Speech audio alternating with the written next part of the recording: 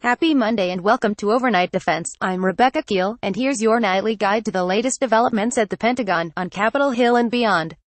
The top line: there's just about 2 weeks to go before President Trump. Donald John Trump rips correspondents' dinner. Filthy. Michelle Wolf. White House Correspondents Association. Michelle Wolf's routine. Not in the spirit of our mission. Trump to meet with crew of deadly Southwest Airlines flight. Moore has to decide whether to continue waiving sanctions on Iran or essentially withdraw the United States from the nuclear deal. And Israeli Prime Minister Benjamin Netanyahu made his case Monday for why Trump should withdraw. In a dramatic presentation at Israel's defense ministry in Tel Aviv, Netanyahu presented evidence of what he said was Iran lying about its desire to obtain nuclear weapons and then hiding that evidence to ensure it retains knowledge of how to build them. This is a terrible deal. It should never have been concluded, and in a few days' time, President Trump will make his decision on what to do with the nuclear deal, Netanyahu said during a speech he delivered in English. I'm sure he'll do the right thing.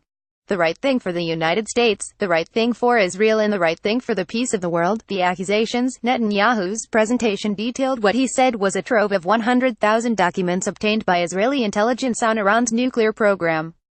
The documents, Netanyahu said, provide conclusive evidence that the goal of Iran's nuclear program was to obtain a weapon, contrary to statements from Iranian officials saying the nuclear program was peaceful. Iran lied big time, Netanyahu said. The documents that Netanyahu displayed Monday detail Project Ahmad and included a supposed mission statement to design, produce and test 5 warheads, each with 10 kiloton TNT yield for integration in a missile. Iran lied further, Netanyahu said, when it did not tell the IAEA about the program in 2015, contrary to requirements of the nuclear deal. After signing the nuclear deal in 2015, Iran intensified its efforts to hide the documents so that it could preserve its nuclear know-how, Netanyahu added. Is this new? Experts say no, that the nuclear program Netanyahu detailed has been known and was the reason the deal was negotiated in the first place. International Atomic Energy Agency, IAEA, said in 2011 that it had credible evidence showing Iran was doing nuclear weapons work under a structured program through 2003 and that work may have continued past that. The IAEA then made a final judgment in 2015 as the nuclear deal was being adopted that reiterated its 2011 findings. As such, supporters of the deal said Netanyahu's presentation only reinforced its necessity. There is no new information, and the concern that Mr.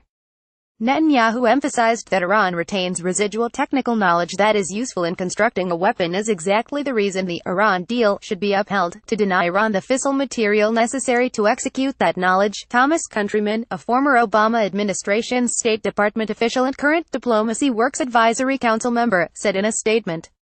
Why it still matters. Netanyahu's speech appears to have been aimed at an audience of one, Trump.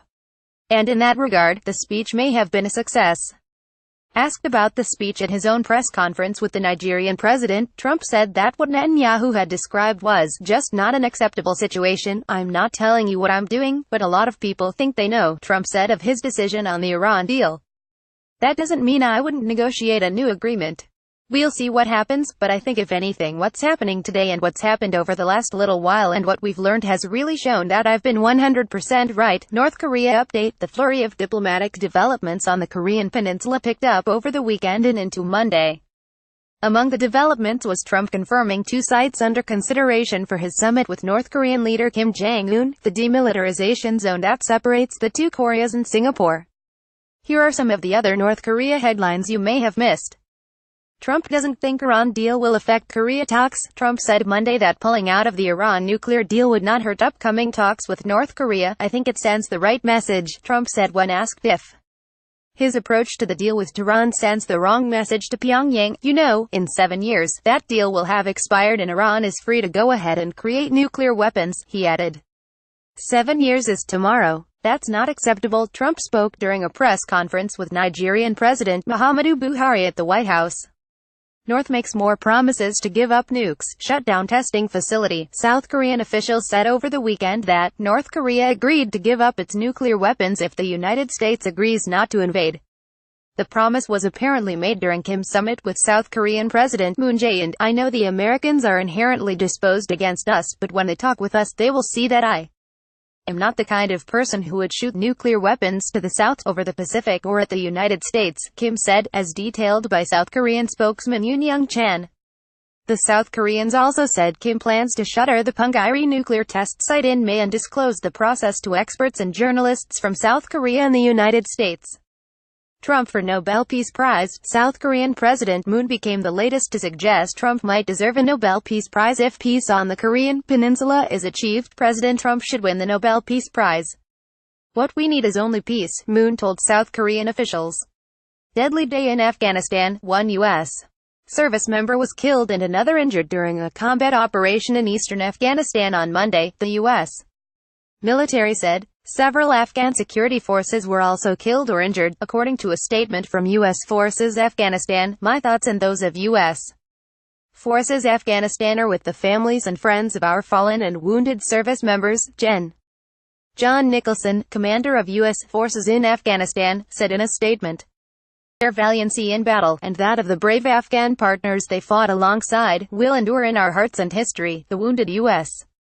service member is in stable condition and was taken to Bagram Airfields Hospital for treatment, according to the statement. The identity of the service member who died is being withheld until 24 hours after next of kin is notified. The statement does not specify where in eastern Afghanistan the operation was, nor what the goal was. Other attacks. Monday was a particularly bloody day in Afghanistan, with a series of attacks in Kabul that killed dozens of people, including journalists and emergency workers who rushed to the scene after the first bombing. ISIS took responsibility for the attacks. Separately, a suicide bomber rammed an explosives-laden van into a convoy of foreign forces near a mosque near Kandahar, killing 11 children. 8 Romanian soldiers who are part of the NATO-led Resolute Support mission were injured. Context: the United States has about 14,000 troops in Afghanistan on a dual mission of training, advising and assisting Afghan troops in their fight against the Taliban and conducting counterterrorism operations against groups such as ISIS and Al-Qaeda. That's an increase of about 3,000 that Trump sent there after announcing his Afghanistan strategy last summer meant to reverse the tide of a deteriorating security situation. Attacks like Monday's show the security situation in Afghanistan remains precarious. On tap for tomorrow, Army Secretary Mark Esper will speak about Army vision and modernization priorities at 10 a.m.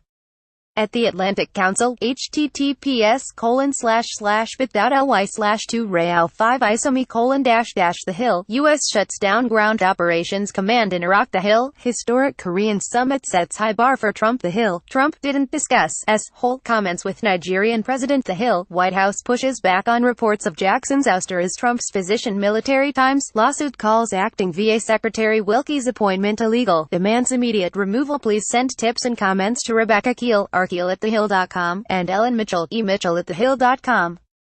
Follow us on Twitter, @thehill, @Rebecca H_K, @Ellen Mitchell 23.